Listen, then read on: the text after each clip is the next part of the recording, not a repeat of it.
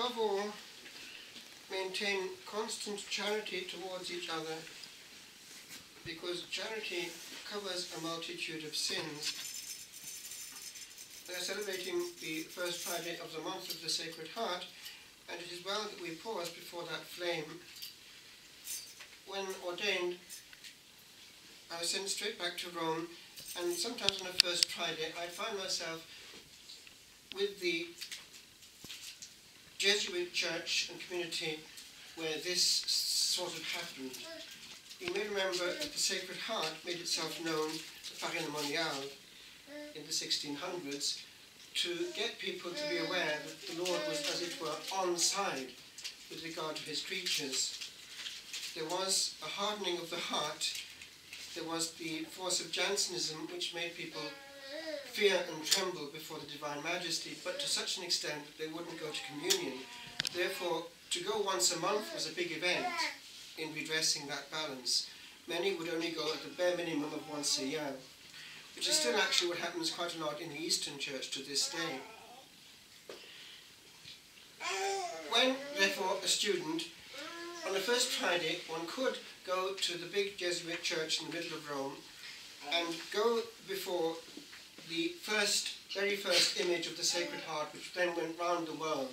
It's the one that everyone sees in Ireland. It comes from there. The painter must surely have been inspired, because it does give a notion of the tenderness of our God, Christ showing his wounded heart to us and wanting to be loved, but also indicating why those thorns are there.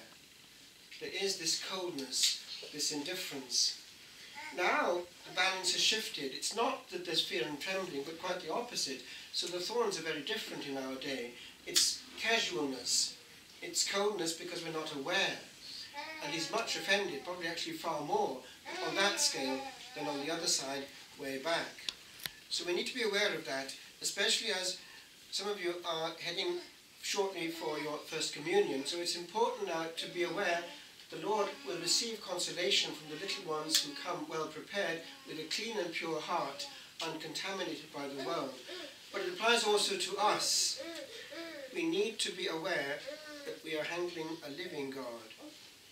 And that moment is the moment of intimacy and relationship. We need to be aware that the language of love is silence. Noise obstructs intimacy. It's true on the human level, it's true on the divine. The interior soul, by nature, doesn't talk too much. Talking all the time is leaking too much. With regard to, therefore, the effects of charity, it is the great interpreter of the law.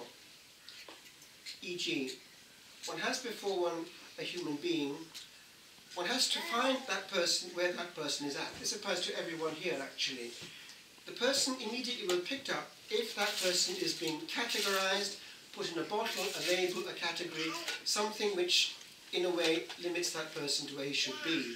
We've branded him. If a person comes and is encountered as a living individual unique in the universe, it's quite different, the reaction. And there are ways where that is detected. Do we give that person the impression that we're dismissing him, wanting to go away? He's not the first person there in the world. Other ones following are more important, or the person in the pocket on the phone. Or do we drop everything and genuinely engage, giving space to see why he's there, what he really wants to say? And that, therefore, demands a certain stepping back. Not talking at, but receiving the mystery of that soul. It's a different mode of engagement. Then when it comes, for instance, to handling that person's whole interior life, the last thing one wants to do is send that person away in despair. Therefore, what happens when a person comes and is in a situation, one, for instance, one can't actually absolve, or that one is finding all kinds of problems he's not aware of? Well, one tries to apply this situation. If that person is going to die this day, and he's come to me now, what would I have done to make sure he's not lost? I remember being taught that way back in France, when we've been taught to hear confessions. Each one sins with his sinnery. Chaque âme pêche avec son péchoir. That means to say that the person has his own form of mind. he functions in a certain way, and we have to enter into that form of mind, get into his aquarium and see where he's navigating. His language even we have to kind of pick up. That means such and such, that means something else. One gets into his mind. Because after all, the Lord wants that one too. No one is beyond the pale. I want, however, to go into one specific area on this day. It's what we have actually in the first reading, that we all have different roles and different graces. It applies to everyone here. We're all on earth once only in all eternity. Here, the vast majority is actually very young on this day, so the question applies to each one of you. What will you have wanted to have done at the moment of your death? Because quite often, strong graces are actually given in the childhood period, which can be lost later on in the light of common day. So pick up those little inspirations that come to you. Quite often, actually, genuine vocations are picked up in childhood. And certainly graces are picked up at First Communions. You know, Napoleon, the great general in France, he was asked in his adult life, after all these glorious victories, what was the happiest day of your life? And without a moment's hesitation, he said, the day of my First Communion. Very interesting from a person who had his career. But that means that he always, therefore, cherished a moment in time which somehow he knew to be base. He'd felt something which was home. Never lose that. Never lose that first love. It can lead to many things. With regard to this specific group, there's a lot of grace actually in this group. Why? The frontier between you, little ones, and the other ones which we can't see, your friends, the angels, is very, very thin. We please know that sometimes little children in very good family have actually a very strange sort of encounter or contact with the beyond, and sometimes things actually come through. One sometimes sees little babies as it were playing with angels. They could actually be playing with their guardian angel. All kinds of things are happening in that pure sphere where their soul is very close to that of the angels in their purity. Never lose it. There's something awful about the first big sin for a child, because often it starts with bad language. Never use something you know to be displeasing to that same presence and then receive that presence on your tongue. It's illogical. You can't love Jesus by receiving him with love on your tongue and use that tongue to wag it and to hurt him afterwards, or other people who is also come in Holy Communion. With regard to one specific thing, it's this.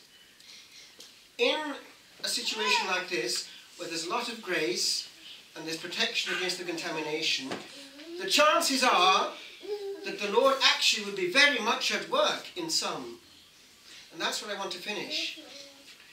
Are you aware of what actually happens when somebody is ordained? Well, I'll tell you a story. There is something which is not well known, but which is worth bearing in mind. It's what happens when a monk dies on Mount Athos. Now, Mount Athos is a whole finger which sticks into the sea in Greece. And it's a whole republic of monks.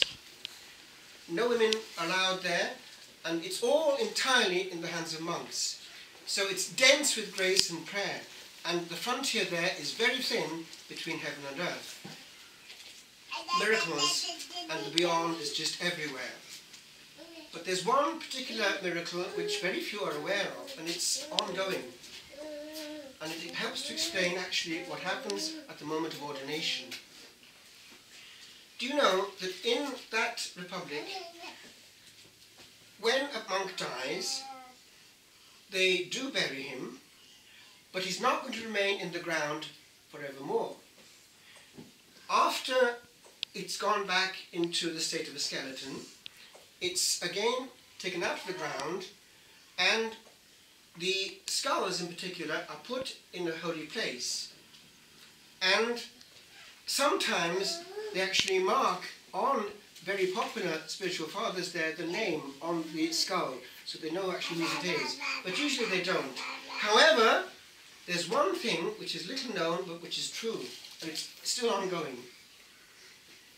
Quite often, when it comes to taking out these skulls, which have then returned years later into a skull, they're no longer recognizable for what they are, they oftentimes know which of them was a priest.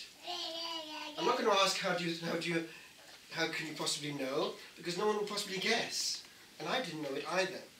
But it's this, and you can see it if you look up, do some research on it. You can see actually what it is. Quite often, the Lord himself indicates the colossal difference between a priest and a non-priest by this.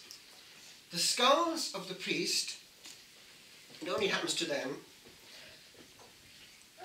There is what they call a suture. It's a crack which develops perfectly in this line, indicating that actually the soul is completely singed at the moment of ordination and the being is changed. And it's the same in everyone, that is to say where it happens, and it's the same form exactly, and it never happens to any skull. It's just a pure miracle indicating how profound this is. So what you see then in these is that the skull, instead of just the usual skull, you have this perfect, as it were, heavenly chiseling right down here on the skulls, quite often, of the priest monks. So that gives you some idea of what's happening at that moment of ordination. And I remember, and I finish with this, how at the moment of my ordination I almost felt it happening. In the Western Rite, which is what we use, it happens at one moment in time. It's when you have two things in any sacrament, you have always the matter and the form. Well, in the baptism, it's the matter is the words, isn't it? The words of baptism, and then the form, sorry, is the actual water, and the form then is the words used. So, in Holy Mass, you've got the matter, the bread and wine, and the form, the words of consecration. So at ordination, the matter, you have the bishop laying his hands, and that comes from the apostles, comes from the upper room actually, but that's clearly in the Acts of the Apostles, laying on of hands, that has to happen. But then he's not yet a priest. That happens in silence and great solemnity. It's not therefore, that's only the matter. And the form is, well, it's the whole consecratory prayer which he has to say and often sings, but it's one paragraph. It's actually one sentence within the paragraph which makes it happen. And I remember when I was there, because you have one eyes closed and the bishop is praying away, the Archbishop of Siena it was, and something out of the blue just happened. I remember I almost, wow, I can feel something happening, and I almost, as it were, saw, for a fraction of a second, my soul in the bosom of the Trinity and coming back. And I don't know how to explain it, but it was then, I wasn't making it, fabricating, it kind of just happened. I could say, there's something happening. And that's what ordination is. And if you go into the beyond, even if you've gone into mortal sin, even if you've left the priesthood, if you've done all the worst possible things, it's still there. And therefore, if a priest loses his soul, it's even worse. And he can become a human demon, getting on the side of the demon to tempt other souls, because he hates God. He's been so close to majesty. So, all that to say that it's something that if vaguely anyone here thinks about, or anyone is able to influence or whatever, never cast it aside or make it something that should not be taken seriously, because the slightest prompting from God could be genuinely the Holy Spirit. And if it's not taken, not protected, it's lost. And that cosmic grace for the individual and the whole church can just be lost in the air. And believe you me, many a genuine vocation is lost because no one nourishes it or cares for it.